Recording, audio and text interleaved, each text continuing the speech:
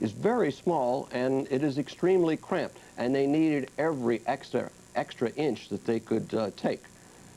Bruce, just to underscore that point, most people who followed the Space Shuttle program know this, but your point that you just made was that the basic area where the crew and the astronauts and the passengers is just in here, that most of the Space Shuttle is taken up by the cargo bays. You can see on our scale model here how small the actual space for the passengers and crew is compared to the shuttle overall. These cargo bay doors open up in the Space Shuttle, and this is where the satellites are thrown out into space, and other work is done in this cargo area. But Bruce's point is well taken, that one tends to forget how very small the area is for the passengers and crew. Today, 7 passengers and crew, 6 crew members, the 7th being the passenger, Krista McAuliffe, the school teacher from Concord, New Hampshire. No sign of any survivors after the Space Shuttle Challenger blew up in that fireball this morning. Bruce, for clarity, you mentioned that this was check me as we go along here, the 24th Space Shuttle shot. There have been 56 United States manned space shots. Never before has there been a disaster in actual flight. The last time astronauts were killed was in 1967 when 3 were killed on the pad as part of the Apollo program. Now, we're going to take you from the launch pad right through the videotape, first the real-time videotape of what happened this morning, and then go to the slow motion once again. For those of you who've been with us throughout our live coverage, you've seen this before. We are aware that many in our audience are joining us for the first time. This was the scene. All those icicles that Bruce mentioned before are around. There's been an icicle inspection, but they've decided to go ahead with the launch. This is what happened. Of the 25th Space Shuttle mission, and it has cleared the tower. Now controlling. Roger, roll, Challenger. Good roll program confirmed. Challenger now heading down range. Lujan or Lujan? Engines beginning throttling down now at 94%. Normal throttles for most of the flight, 104%. Leslie Stone. We'll throttle down to 65% shortly. Engines at 65%, 3 engines running normally, 3 good fuel cells, 3 good APUs. Velocity 2,257 feet per second. Altitude 4.3 nautical miles, downrange distance 3 nautical miles.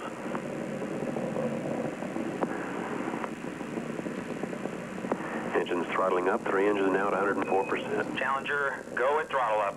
Challenger, go and throttle up.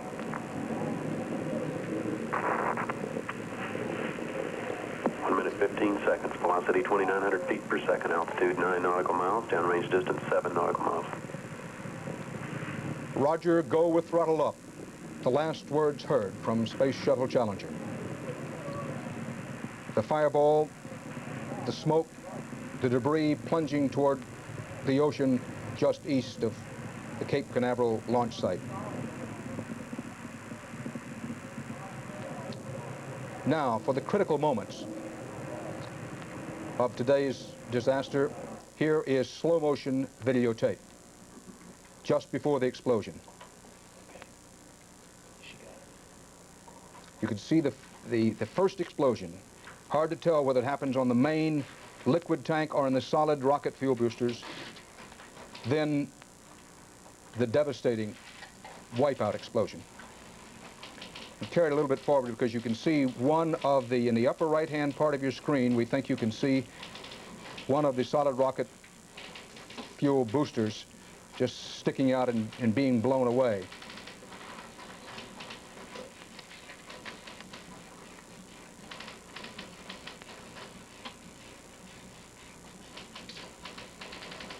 There it is in the upper right-hand quadrant of your screen. One of the 2 solid rocket fuel boosters at this stage still at least partially intact, being blown away from that fireball.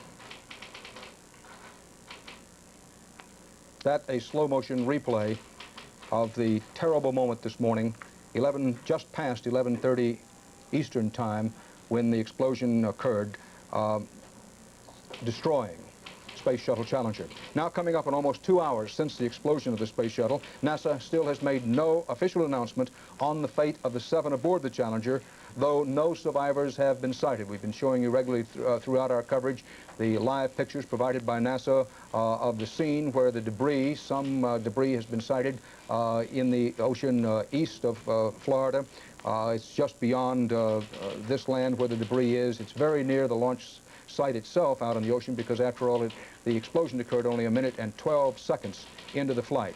Now, let us pause and review for you what we think we know as of this hour. Still no official announcement from NASA as to the fate of the crew of 6 and the schoolteacher passenger aboard the Space Shuttle. The Space Shuttle Challenger exploded into that gigantic fireball about 1 minute and 12 seconds after liftoff. Apparently, underscore that word, apparently all 7 members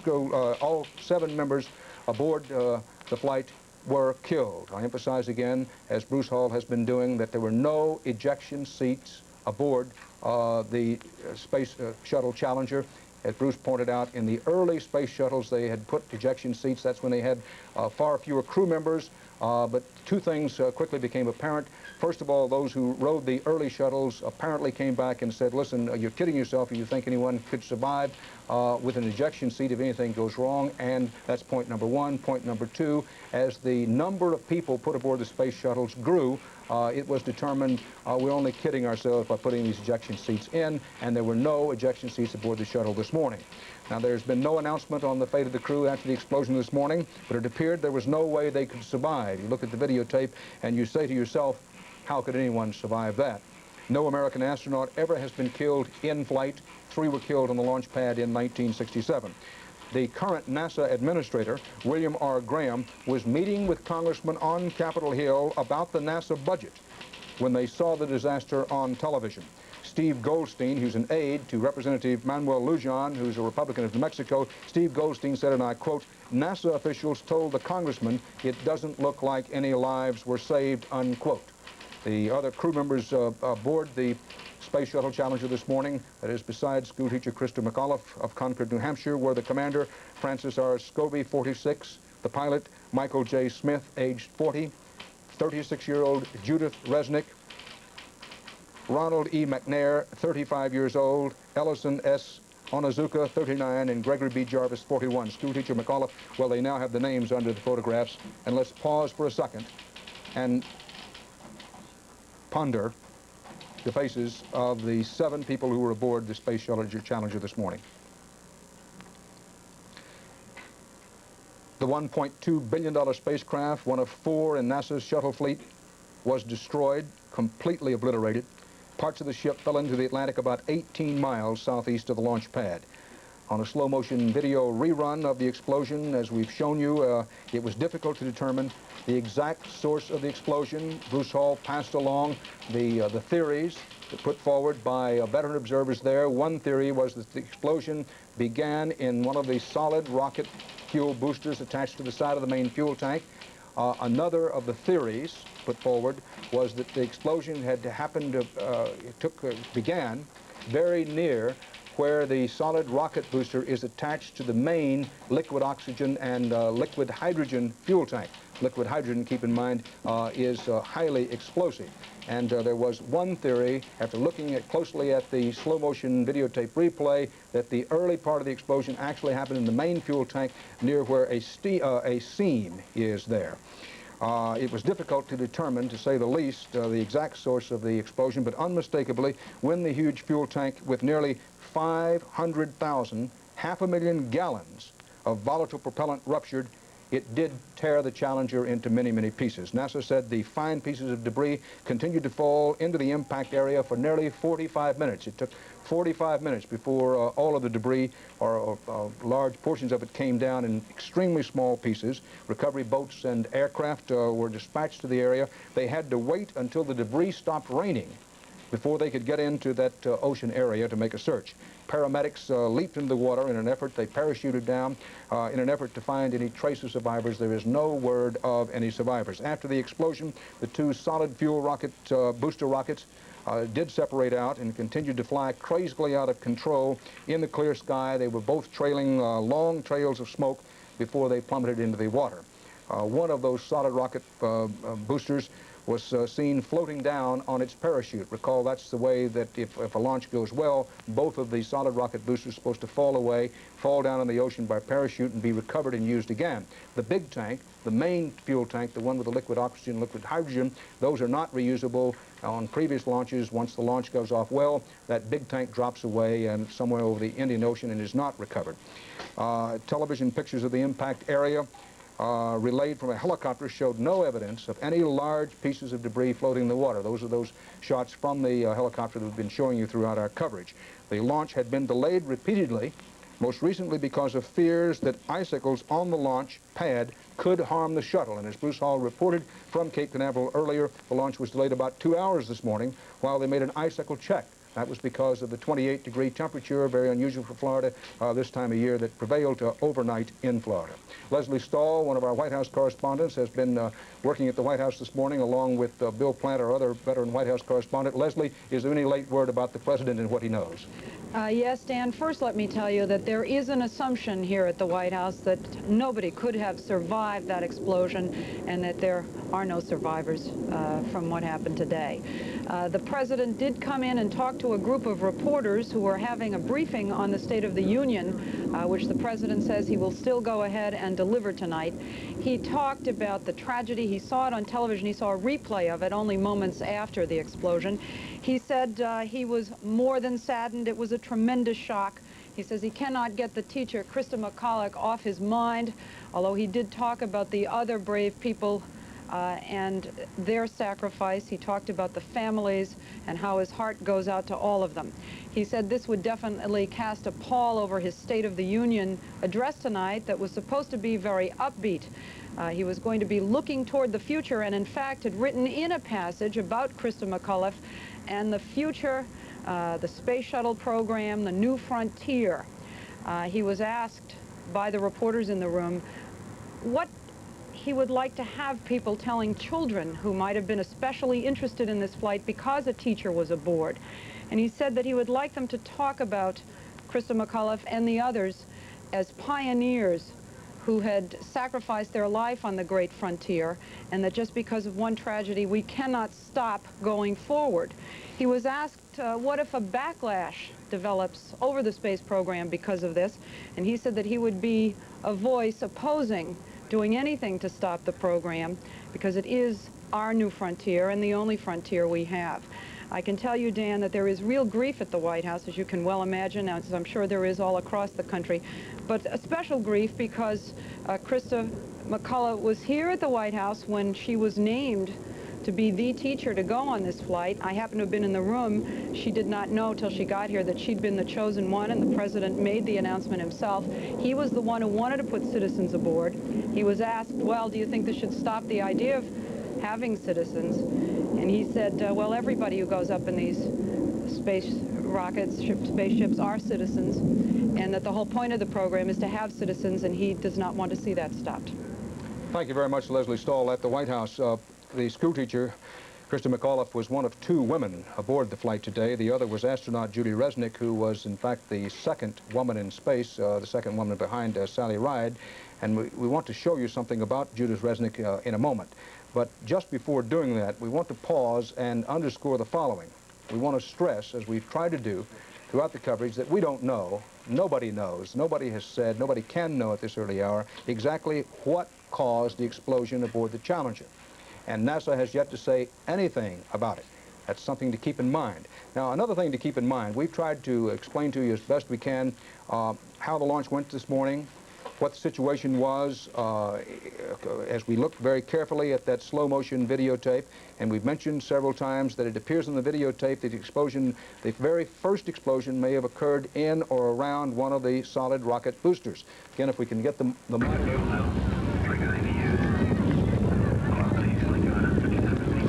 And those, some of the school children with their caps on.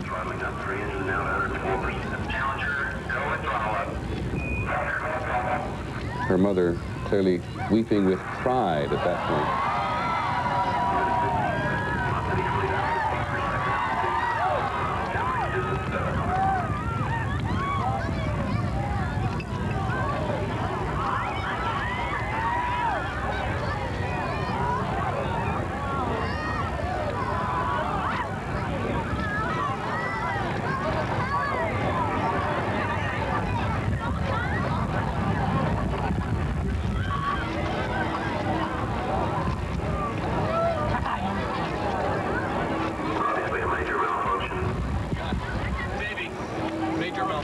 those children Are those the at the Cape itself, very much like the children who had watched at Krista McAuliffe's school in New Hampshire, as described to us, for minutes did not know what was happening.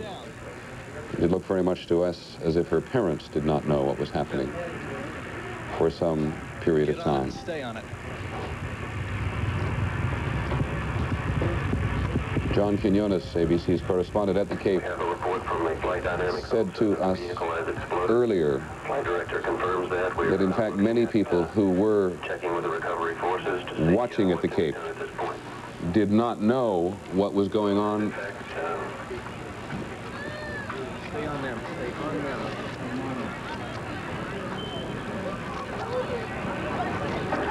report more as we have information available. Again, to repeat, we have a report relayed through the flight dynamics officer that the vehicle has exploded. We are now looking at all the contingency operations and waiting for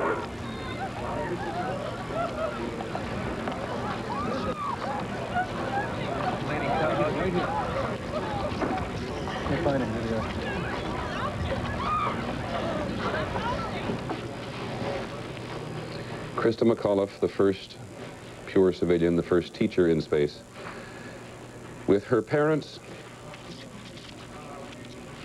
and lots of children in attendance from her school at Cape Canaveral today.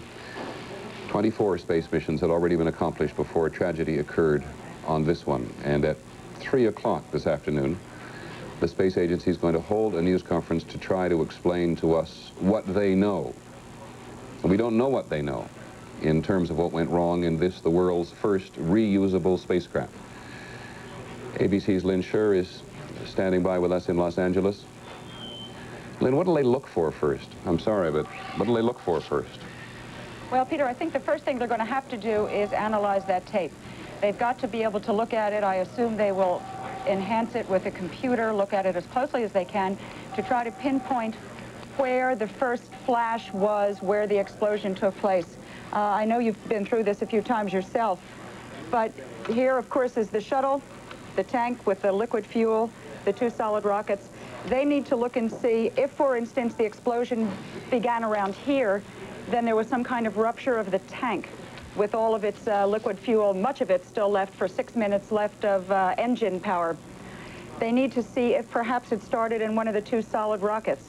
These are Roman candles, if you will. They are ignited, they cannot be stopped, they go off, they help it up, and then these two rockets drop off. Question, what happened? Was it in there? A spark, an explosion in one of these, misdirected, might have ignited the tank, and the shuttle simply would not have a chance.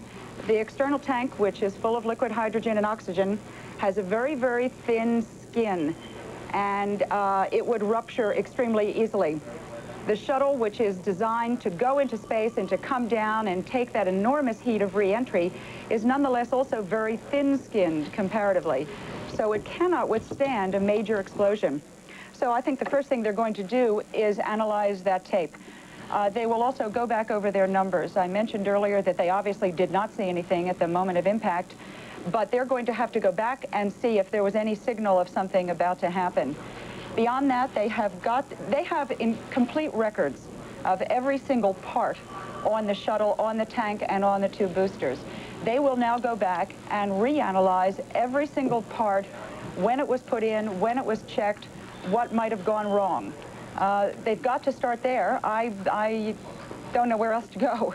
Gene, let me ask you, Gene Cernan in Houston, recovery of the artifacts of this shuttle must now be absolutely critical, or can they begin some kind of investigation just based on telemetry and other data? I think the answer to that is both, Peter. Lynn is exactly right, that there are reams and reams of data, not just from this flight, but from all previous flights which I made. They will go and look for some chronic ailment, something they see occurring over and over again. But certainly every piece that they can recover, that they could put back together, much like an aircraft accident, is going to be very vital to finding out what the real answers are. I don't think anyone could do anything but guess at this point in time. Unfortunately, as we saw the pictures of the explosion, it was so catastrophic that it did consume the entire Challenger spacecraft. And when I saw the pieces Gene, coming there it down, is again. well, we're looking at it now in very slow motion. And when it exploded, it seemed to consume the entire shuttle vehicle itself. And there was no singular piece we could say, there it comes or there it is. So you can get a feeling for the magnitude and the quickness in which that explosion occurred, and literally consumed everything except those two solid rocket boosters, which appeared to be forced or broken away and fly their own path. Gene, there appears to be on that particular piece of videotape, I'm not sure we can look at it again, a flare, there it is again, a flare right underneath the nose of the Challenger. I do see it, and of course Lynn is exactly right. She knows the vehicle, and as well as anybody at this point in time. The external tank that carries the very explosive propellants of liquid hydrogen and liquid oxygen is very thin-skinned, but it's done for a purpose. It doesn't violate safety. It has to be light to allow it to get into space and then burn up during re-entry. It's possible a rupture could have occurred. There is also a barrier between the liquid hydrogen and the liquid oxygen within the tank itself, which is very important because you don't want to mix those two propellants until you mix them appropriately in the rocket engines themselves. See the magnitude. You don't see anything of the shuttle vehicle at all coming out of this explosion, which There's the shot of the tank on the upper right. Can we roll that tape back just a second there? And we can see again one of the solid fuel rockets going off to the right of your screen there and shooting out of the picture. That, as you say, Gene and or Lynn, just goes off on its own steam. Well, it goes off now. You know, there is nothing to shut it down. Obviously, it survived the explosion, and it does not have any guidance because the guidance was given to it by the computers on board the shuttle itself. So now it just is aimlessly flying until it descends into the ocean. But it probably, the force of the explosion just blew one or maybe both of those solid rocket boosters away, and they continue to burn. As I said earlier, the solid is sort of like just a solid mass of gunpowder, and once you ignite it, it burns slowly and controlled, but it continued to burn. And as Lynn was pointing out, there was enough fuel on there, particularly in the main tank, for another 6 minutes of flight. Lynn, is there anything on a shuttle reminiscent or resembling a black box that we get on commercial aircraft? They have plenty of data that should have... Lynn, I'm sorry? I apologize, not your fault, but John Glenn, among America's most famous astronauts, has appeared to make a statement on Capitol Hill. Repeat, that's for sure. Senator, what effect does this have on a space program or any sort of flight test program when something like this happens?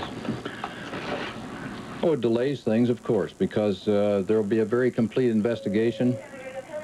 Our view of what happened this morning would be only speculation at this point, although the very slow motion pictures I saw on one of the channels a little while ago seemed to show the first light coming out of one of the solid rocket cases. Whether that'll turn out to be the cause of the difficulty or not, I don't know. But I wouldn't think that this was, you know, what it'll do to the program or how much it'll be set back will be dependent on the investigation. Was NASA trying to push too hard on this, Senator? No, I don't think so. If there's one thing NASA has not done all the way through, it is take a chance on cutting corners. And we've grown accustomed to success. And it's been an amazingly successful program so far. You know, I remember one of the TV commentators, I won't say which network, but one morning talking about when there was a delay, commenting, when are we going to get turn this turkey into an eagle? We'd become so accustomed to getting these things off on time that safety was obviously being, at least in that commentator's mind, was being given short shrift. Why aren't we running these things like a regular airline schedule? Well, the fact that NASA has not done that. They've run it with the idea of safety first and foremost, and that's been the way it's been operated ever since the days when I was in that program many years ago. And it's a tribute to them that they have not been goaded under pressure to taking any chances. And we'll just have to wait the accident analysis to see what happened in this case. Senator, were you watching the blast-off this morning? I was not. I was in a classified briefing at the time, and one of my staff people brought a note in to me about this, and then I left immediately and went up to my office. What was your reaction, particularly to the replays you've probably seen? Oh, my reaction was a profound sense of loss, I guess, that this day had finally come that we'd hoped would never arrive. In some ways, I guess it's, you know, in our human existence, let me be philosophical for a moment. I guess in our human existence there is triumph and there is tragedy. And man tries many things. And we advance as a whole human race because we succeed most of the time. We make advances, whether it's in space or engineering or health or medical things. Sometimes, though, we aren't perfect. And then there's a tragedy that brings us back to our own human frailties and our lack of perfection. And so that's the kind of a day we're faced with now. It's been an amazingly successful series of triumphs through the years. But it also is fraught with the possibility of tragedy, and that's what we came up against today. When you say that this was a day that was pushed back for a quarter of a century, was it inevitable that it would finally come? Well, I think everyone that's ever had any connection with the program has felt that someday there would be a loss in flight. We're dealing with tremendous powers and speeds. You're traveling in orbit at 5 miles a second and trying to get back into the atmosphere from that kind of speed. And so, are we going to be perfect forever? I guess the answer was proven this morning, that the answer to that is no. But that doesn't mean that man doesn't keep trying in these areas and that we're not just as dedicated to seeing that this kind of research goes on. Senator, you've been part of a small and very select community of people, the community of astronauts. What does this do to that community when something like this happens? Well, we've never had something like this happen before, except for the pad fire, the fire on the pad that claimed 3 lives. Gus Grissom, Ned White, and Roger Chafee back in '67, I believe it was. So we went through that tragedy then, but that was not an in-flight accident. Obviously, there will be a shared sense of loss in the whole astronaut group and community, everybody associated with the whole program, whether astronauts or all those in the supporting functions. But I'm sure their dedication is going to be to find out what caused this and correct it and get on with the next flight. Do astronauts just simply accept this as part of the job? I think any time you go into flying or test flying, or which all of us were in prior to being in the astronaut program early on, you accept risks, but you feel that the risks are worth it for the country and the importance of what you're doing. And you're willing to take those risks. And that's the way we looked at it back then. That's the way I'm sure all of the current group of astronauts looks at it. How much more of a tragedy is this, since it was the first launch of a citizen in space? The loss of human life doesn't have much to do with who's military and who's civilian. It's a tragedy for their friends and families, and I don't differentiate between the loss of life, whether it was the regular flight crew or whether it was a civilian on board with them.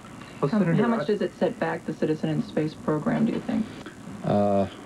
I don't know. I have no way of knowing at this point. They had lined up some other people to go, of course. Whether this will affect that or not, I don't know. Do you think it should? Does this raise questions for the SDI program? No, I don't think so, because the technologies that were being used here as far as thrust and the engines and whatever happened here, I think probably are not likely to affect the research going on for lasers and laser projection and formable mirrors and particle beam projection and things like that. I would not think it likely that there was a connection there. Senator, are you concerned now, or have you ever been concerned about the way NASA procures parts? No, I never have. NASA has bent over backwards to be as safe as they possibly can be. And whether this will prove to be a one-time difficulty from whatever cause, or whether it will be a design defect that is uncovered now that we can correct, or whatever, we'll have to await analysis. But there's no way of knowing right now, just now, a couple of hours after the accident, to know what happened. Senator, thank you very much. Good. Thank you. Thank you, Senator. Thank you. Senator John Glenn, one of the most famous flyers in this nation's history. It was back in 1962, I think, February 1962, when John Glenn became the first man to actually orbit the globe. Alan Shepard had been the first man into space, you'll recall. All of them.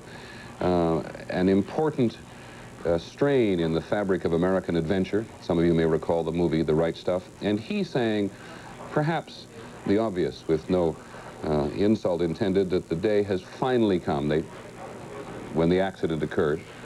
Reflecting what many people have said this morning, including one Congressman Gray from Pennsylvania, who said we had become so accustomed to success in space that we simply were unprepared or ill-prepared for this kind of a tragedy.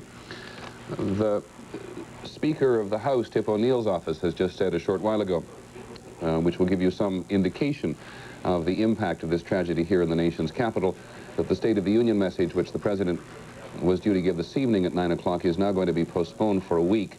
We have not heard that officially from the White House, but Larry Speaks, the White House spokesman, is going to give another briefing in about half an hour, and we have, in 1 minute, in fact. And we have also been told by sources at NASA here in Washington that NASA does not plan, as we had told you earlier hearing from Houston, a news conference or a briefing at 3 o'clock. John Glenn has said, as Gene Cernan has said, as Lynn Shure has said, that this is going to require very careful and probably lengthy analysis before we have any sense of what it was that caused this tragedy this morning and cost the lives of 7 Americans seeking the heavens. We are not perfect, said John Glenn, and of course the double impact today is surely because despite all the delays which have occurred with Challenger, but even more so with the shuttle Columbia, we have become accustomed now to success in space. Wishes of bereavement and condolence have been pouring into NASA and to this capital from around the world. The Soviets have made it clear this morning that they offer their condolences for the loss. The Soviets have a very major space program. The Soviets and the United States have cooperated in space back on Soyuz Apollo. And so this is clearly a tragedy, as a number of people have pointed out this morning, of quite international proportions. As the Space Shuttle Challenger goes into space and explodes and drives its rockets, as you can see in the upper right-hand corner of your picture, crazily off into space, consuming the Space Shuttle Challenger itself with the 7 astronauts on board. We've said a couple of times that because of the attention given to Christa McAuliffe, she's the one on whom the attention centers. But the others are, and those of you who know them will recognize them best. Dick Scobie, who was the commander of the flight, making his 2nd shuttle flight. Due to the Here is Larry Speaks at the White House. Space Shuttle Mission 51L, the President, in consultation with the leadership of Congress, has decided to postpone the State of the Union address that was scheduled for this evening.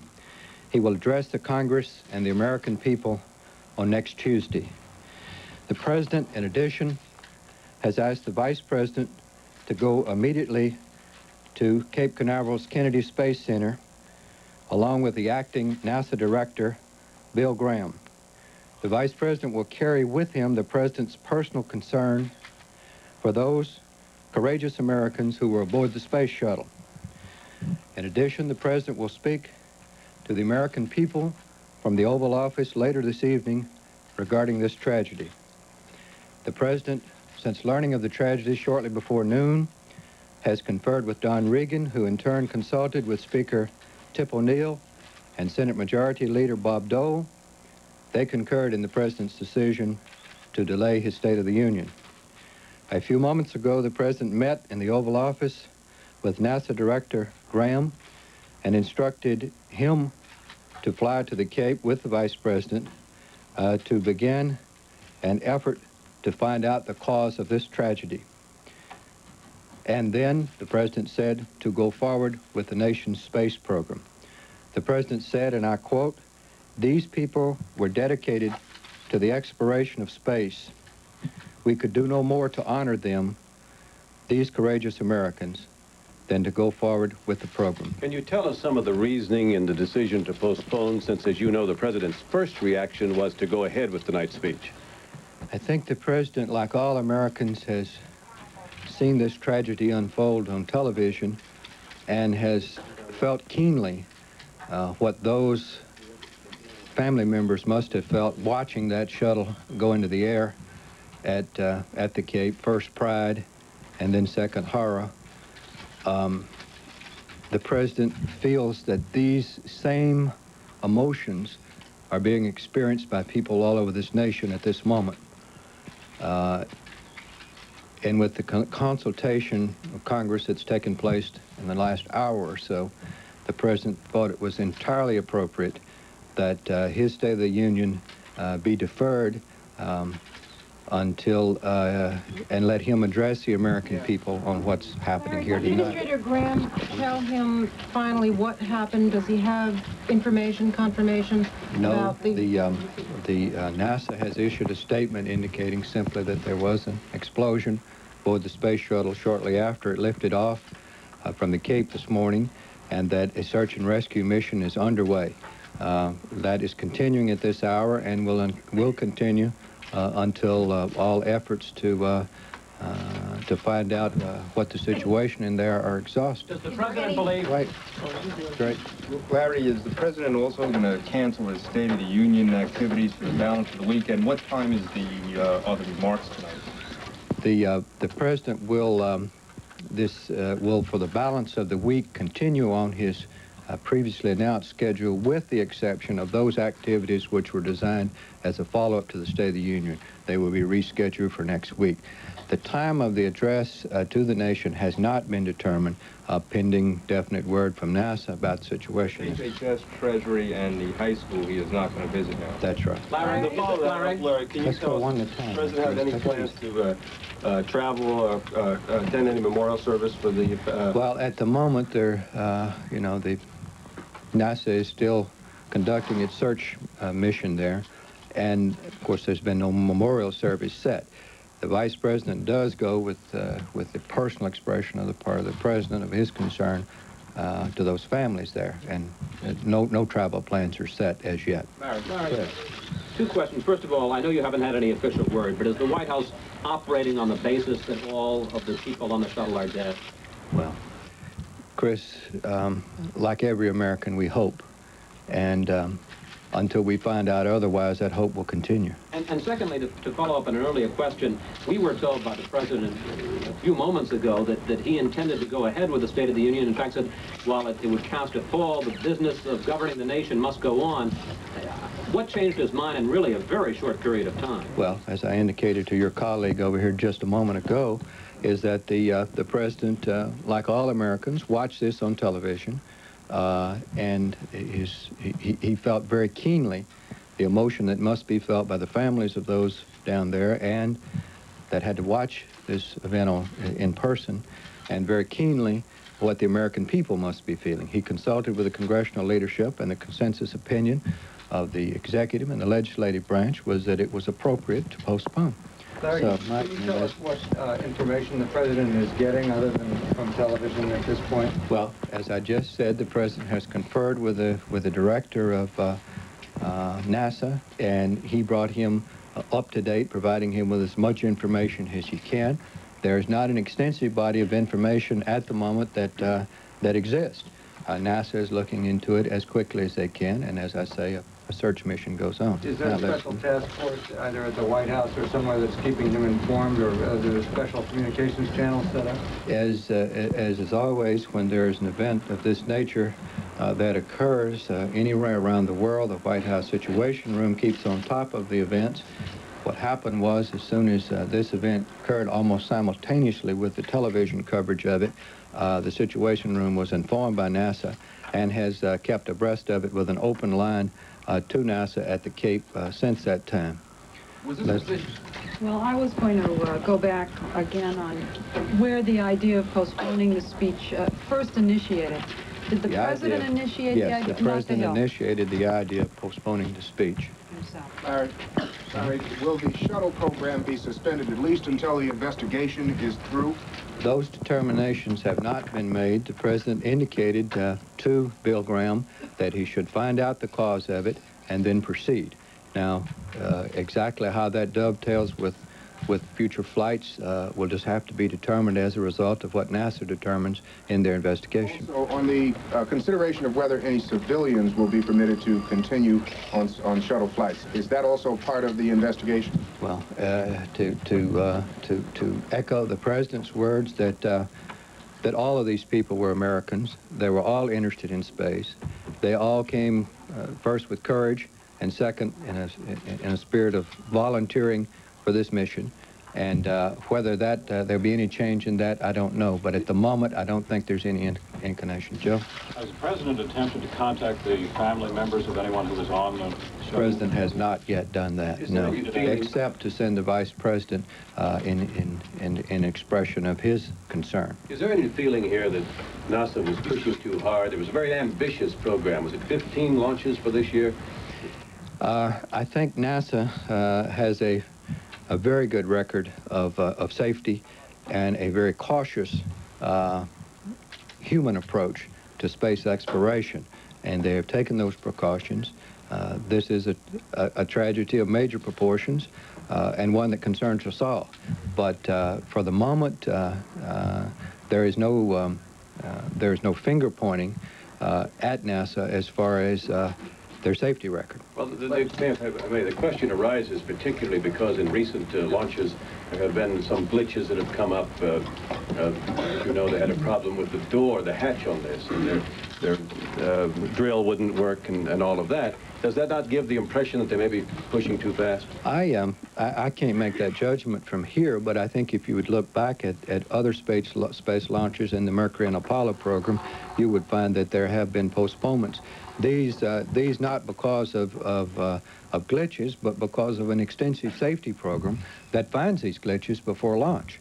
Can you be more specific about what the Vice President will be doing later today specifically, and also the postponement on the State of the Union pushed back the schedule for the budget and other things that were scheduled for next week? The Vice President's schedule, once he arrives at the Cape, has not been determined, since it's just within the last few moments that the President has asked him to go down. Well, what's his specific charge? I mean, when his specific charge, once again, is to express the President's concern to the families and to accompany the Director of NASA down to the Cape in order to see that that the President's directions for an immediate look into the tragedy, into the explosion, is accomplished. Is he overseeing an investigation into this?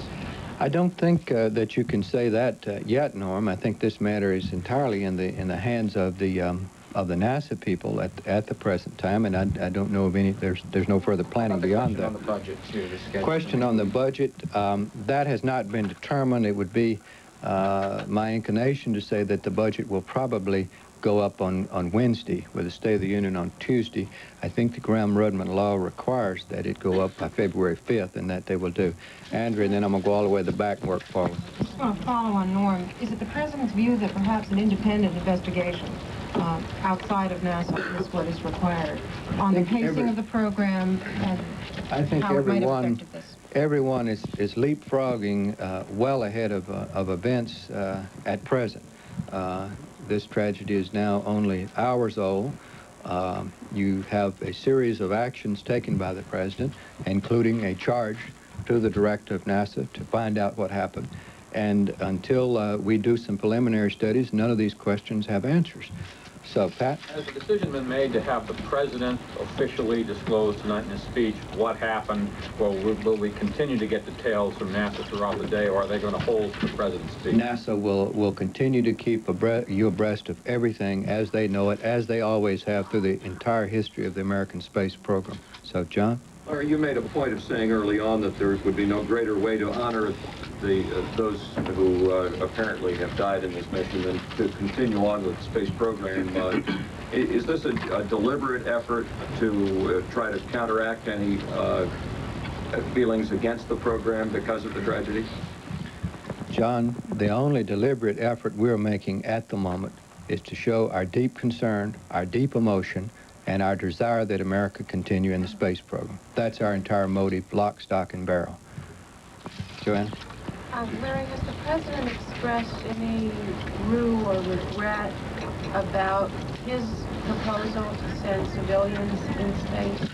The President is obviously concerned about every person that he, as the chief executive officer of the government, he as the President directs. He directs people every day, either directly or indirectly, to conduct missions on the part of the government, the military, NASA, and those. It's a fact of life when the man sits in the Oval Office. He has to make these decisions, and I have not heard him express any regret. Concern, yes. Deep emotion, yes. Sorrow, yes. But regret is not that. It was a decision made, as he said. These individuals are all Americans, and they're all believers in the space program, and that's what's in his mind. So, Walter? Larry, does the President plan today to speak with any of the relatives, family of any of the... That hasn't been determined yet, no. Frank?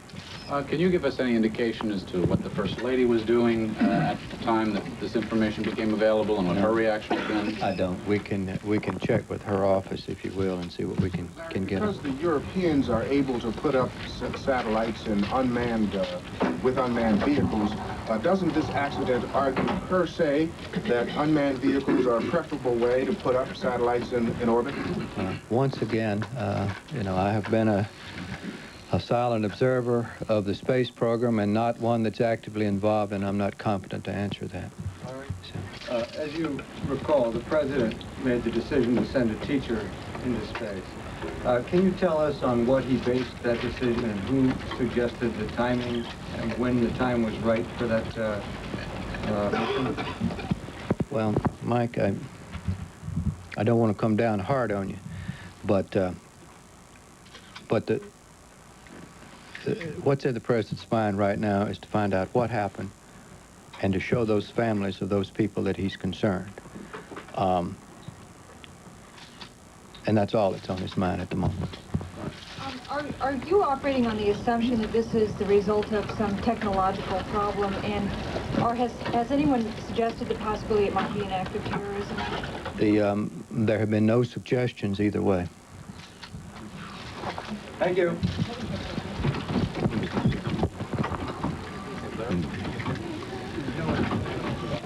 Larry Speaks, the spokesman in the briefing room at the White House this morning, saying that all that is on the President's mind at the moment is the concern that he has for the families of those 7 people who were on board this morning.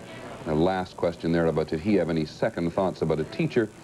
Mr. Speaks saying he didn't want to come down too hard on the reporter. He might well have. It was during his election campaign in 1984 that the President suggested a teacher be the first civilian in space as a reflection of the values of education that America stood for. Sam Donaldson is standing by at the White House now. Sam, we heard you pursue Larry Speaks on the subject of canceling the State of the Union. Is this a reflection of how deeply moved the President is by this?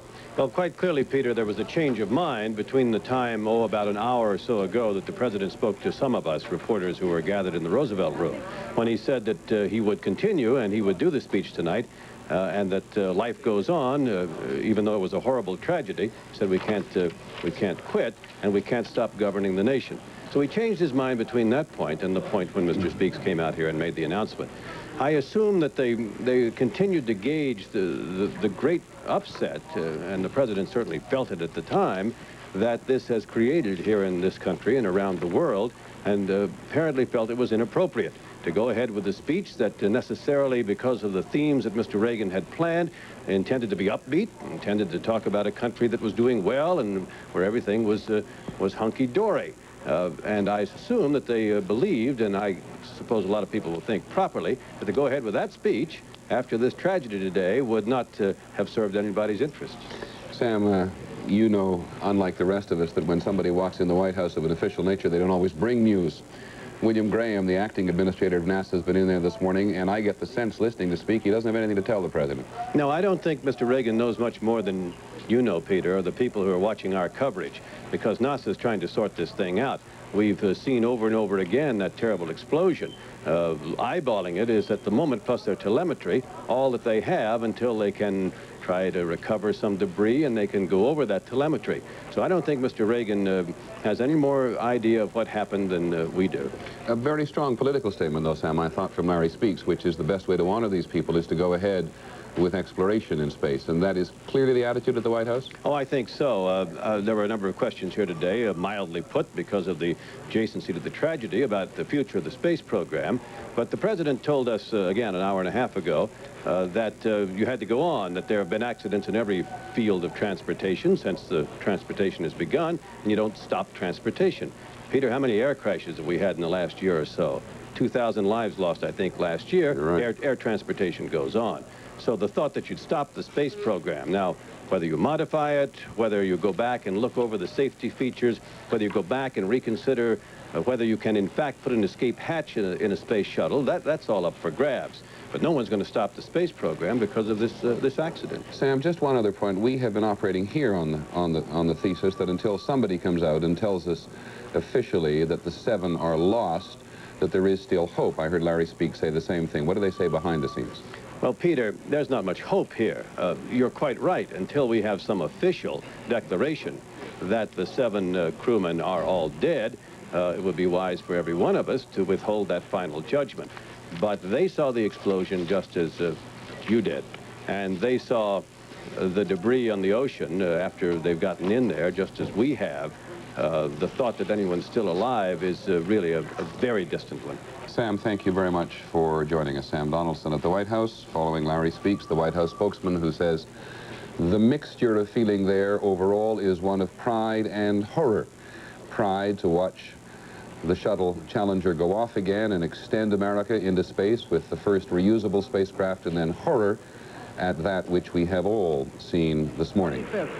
Once again, a reminder, there had been a delay this morning. There had been some bad weather at the Cape yesterday. There had been some problems with a hatch. But this morning, as it has been on so many occasions before, this was the 10th flight for Challenger. A picture-perfect launch against the bright blue skies of the Atlantic. And those great engines beginning throttling down now. Cigar case-looking things underneath the shuttle, the big white, if you have color, solid booster fuel rockets on the outside, and in the middle, that enormous tank of liquid hydrogen and oxygen, the main tank. Engines at 65%. We listened to mission control at Houston as they communicated with us some 4 hours ago. 57 feet per second. Altitude 4.3 nautical miles. Downrange distance 3 nautical miles.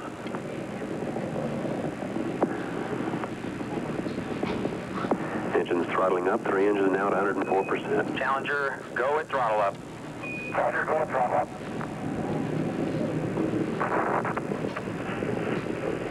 1 minute 15 seconds. Velocity 2,900 feet per second. Altitude 9 nautical miles. Downrange distance 7 nautical miles.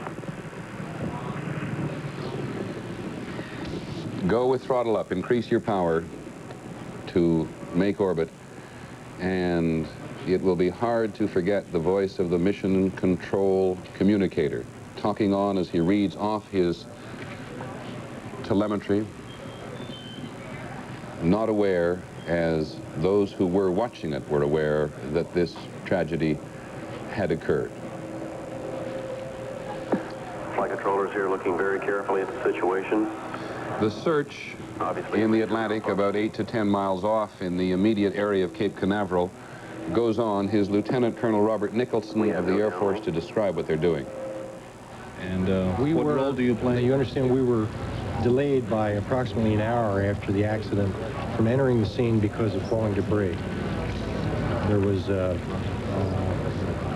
range safety officer at Cape Canaveral, looking at his radar, determined that debris was falling from the altitudes. And I don't have the highest altitude, but debris continued to fall for 50 minutes and more. And obviously you can't send aircraft and ships into an area where debris is falling, where they themselves may be endangered. How soon after the explosion were you in the area?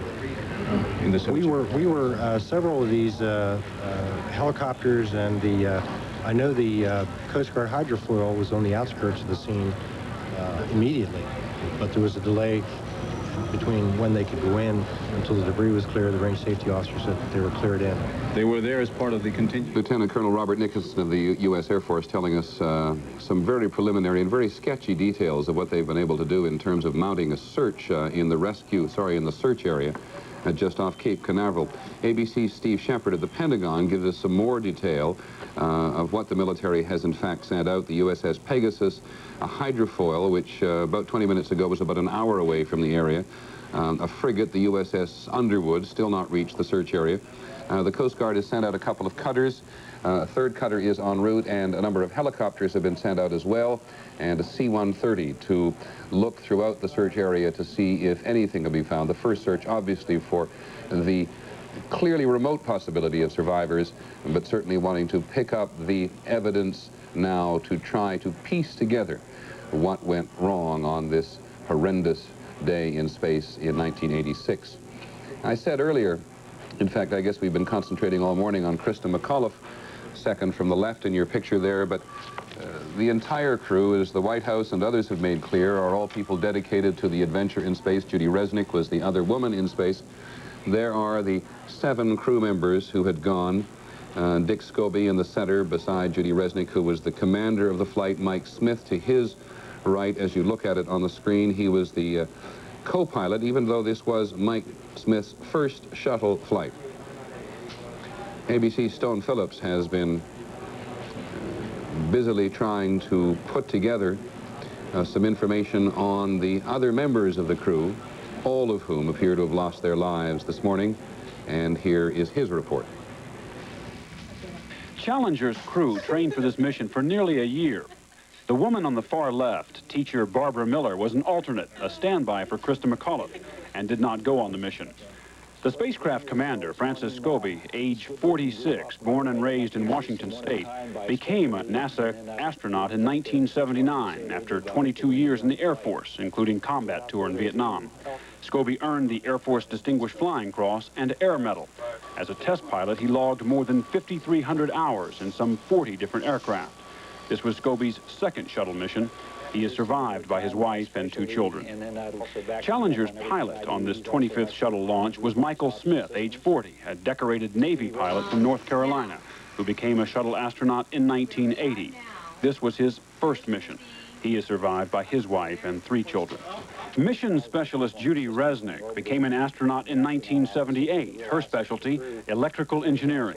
This was her second shuttle mission. She had logged 144 hours, 57 minutes in space. Ronald McNair, age 36, also a mission specialist, was selected as an astronaut in 1979. He, too, was a veteran of the shuttle, making his first shuttle flight in 1984, bringing his background in physics and laser technology to the program. The third mission specialist on today's launch was Air Force Colonel Ellison Onizuka, age 39, born in Hawaii. A former aerospace engineer and pilot, he had taught at the elite Air Force Test Pilot School in California. He became a NASA astronaut in 1979. Onizuka was on his second shuttle mission. His initial flight in 1984 was the first dedicated to the Department of Defense. He was married with 2 children. Gregory Jarvis, a payload specialist, age 41, was a Hughes aircraft engineer on board to conduct tests on the effects of weightlessness on fluids carried in tanks. Born in Detroit, trained as an Air Force satellite engineer, this was Jarvis's first shuttle mission. He is survived by his wife. And finally, Krista McAuliffe, age 37, the social studies teacher from New Hampshire, the first private citizen selected to fly aboard the shuttle. She'd been chosen from more than 11,000 applicants nationwide. She's survived by her husband, 2 children, and the students in Concord, New Hampshire. ABC Stone Phillips, I'm sorry it took us a while to get to that, to bring you the human dimension of the other people in the crew, and the reason I think for that is because Krista McAuliffe was the first civilian in space, the first teacher, and as is our and the nation's tendency, you tend to focus, I think, on the first. But there is some indication of the human side of the other 6 members of the crew who all appear to have lost their lives over the Atlantic Ocean this morning. Just to pick up on a couple of pieces of information, the Space Agency now says it is going to have at least a statement at 3:30 this afternoon Eastern Time. The indication so far that we're getting, certainly from the White House and from Cape Canaveral and from Houston, is that they do not know a great deal yet, but by 3:30 this afternoon Eastern Time they will have something to say. Larry Speaks in his briefing to White House reporters announcing that the State of the Union was going to be officially postponed for a week also alluded to the fact that the president might want to talk to the nation this evening. about this human tragedy and this clear setback to America's adventures in space. And even while he said that one of the great ways to honor these people would be to go ahead with the space program, the President may indeed want to share his thoughts with the nation this evening in a more personal way than via Mr. Speaks. And if he does, we shall, of course, be here to bring them to you. ABC's Lynn Scher, who covers space on a regular basis for us, is standing by in California. Lynn, I know you've been trying to talk to some other people who are involved in the program. Have you come up with anything? Well, yes, I'm afraid I don't have the answers that we really want, which are what happened. But I have talked to some of the astronauts at the Johnson Space Center in Houston. The mood there, as you can well expect, is very glum. All of the astronauts who travel frequently around this country and abroad, of course, have been recalled to Houston to help deal with the situation, to deal with the crisis. And one of the things, unfortunately, that they have to start doing is deal, of course, with the families and the effects of their colleagues. I wanted to point out also that when something like this happens, it really affects the entire space community. There is no one, for all the petty jealousies that go on, for all the competition, there is no one who will be gloating about this accident, specifically the Soviets. I obviously do not know this firsthand, but judging by what's happened in the past, there have been 4 Soviet cosmonauts, of course, who were killed. American astronauts have felt extremely sympathetic. They are all colleagues in space. And I would bet that that exact emotion is going on in the Soviet Union right now. Lynn, it's very interesting that one of the very first messages of condolence we had this morning of a public way was, in fact, from the Soviet embassy. So that as you do is you share this interest and fascination in space. Well, it's true. I mean, after all, they lost 4 cosmonauts in space before we lost any. We have lost astronauts on the ground, but there's that feeling among all of them that they're all doing the same thing despite the political problems and the political competition. So that there's a grand sense of loss and despair among the entire space community. And one other thing, when Senator Glenn was speaking, I noticed his very moving thoughts. This is a man very graciously did not say something. When the spaceflight participant program began, the Citizens in Space program, Senator Glenn, and when the politicians went up, Senator Garn and Congressman Bill Nelson, John Glenn, who of course had been there himself and had gone the other direction, didn't think it was a good idea. He said, I don't think private citizens should go. This is not a joyride. His feeling is the space program, obviously a very professional thing, should be left to the professionals. I noticed he didn't comment on that, as I say, very gracious of him. Lynn, let me stop you first, Lynn. Let me stop you for a second, because you keep talking about astronauts as special people, and I think to some extent we've forgotten to go all the way back to Mercury. In those days of the Mercury program, the astronauts criticized NASA because they were just being sent along for the ride at one point. You talk about them playing a key role in trying to find out what's happening.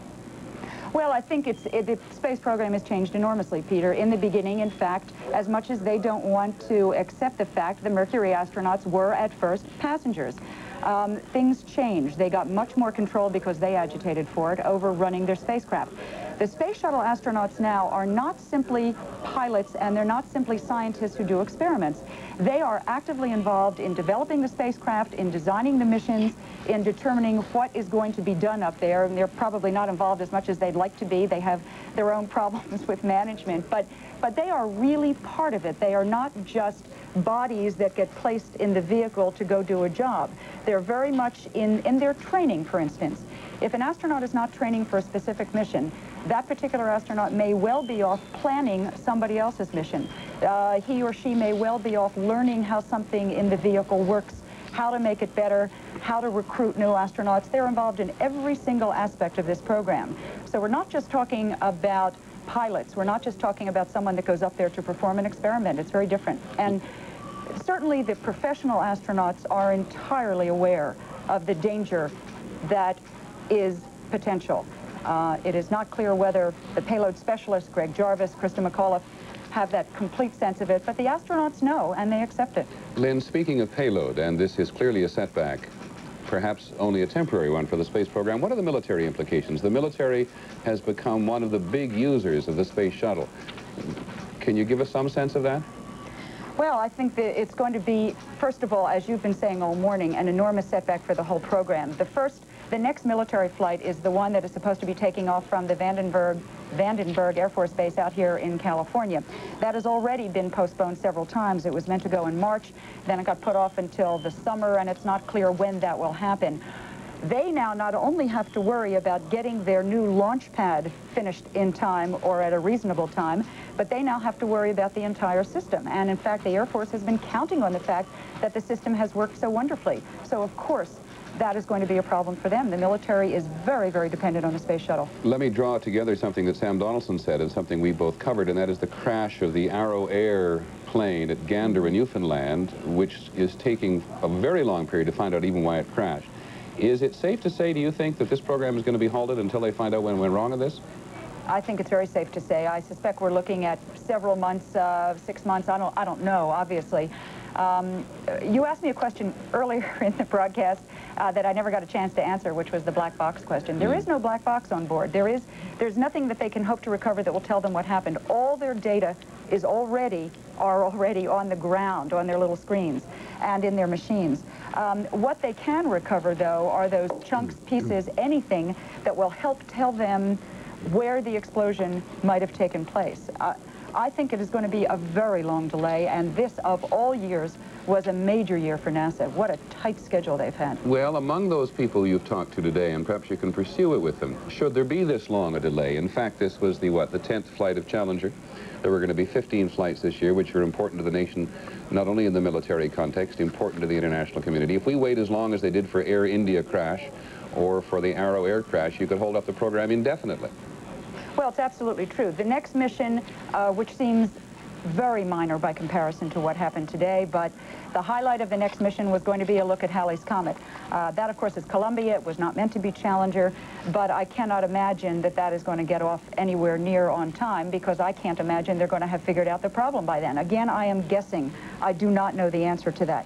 They have had a number of serious scientific missions planned for this year, and the most exciting one that comes to my mind is has been the scheduled launch of the shuttle now in October to launch the Space Telescope. This is the telescope that is finally going to enable us to see far beyond in the solar system than we have ever seen before. And it is unclear to me how they can possibly keep a schedule until they figure out exactly what went wrong. Okay, Lynn, thank you very much. We'll come back to you shortly. Gene Cernan is still standing by in Houston. Gene, I guess at moments of crisis, we tend to ask the negative questions rather than the positive ones. Having said that, are we expecting too much from this reusable spacecraft? Peter, no, I think the spacecraft, to some degree, designed almost beyond its expectations and being able to put man and machine in orbit. The potential for the space shuttle, to me, was going to be the DC-3 through the end of the century, and was going to more than pay for the effort and the time and the money. And indeed, at this point in time, I guess I can say, as I look into the future, into the lives that it cost. Gene, we heard Lynn say no black box, that what they have is the telemetry, the data they have already there, and the pieces of debris they'll pick up. Where do you start? What do you begin? What do you look for first? Well, you know, the black box is almost a continuous open loop from the spacecraft to the ground in terms of the amount of information it provides the controllers, and there's reams of tape information that is run through the computers that is already, I'm sure, being gone through on a cursory basis so that NASA can come up with some kind of preliminary feeling, but I don't think they, at this point in time, or in the next several days or weeks, will be able to commit to any particular, or zero on any particular cause or reason for this failure until they go through that data. Of course, that, along with any pieces of material or debris or anything that they may be able to recover from the ocean, is going to be certainly important in the piece in this whole mystery. And that's what it is, a mystery, because I go back to the fact as we review the tapes and look at the film of the explosion, it appears nobody, the crew, the ground, certainly any of us viewers, had any thoughts about this happening at that instant. And based on what you've been saying to us this morning, Gene, and based on what we've been hearing from Houston, Houston doesn't appear to have an edge on us at the moment. Peter, I've heard everything that's going on this morning. I've heard the President's comments, many of which his information comes right from the administrator of NASA at this point in time. From Pasadena.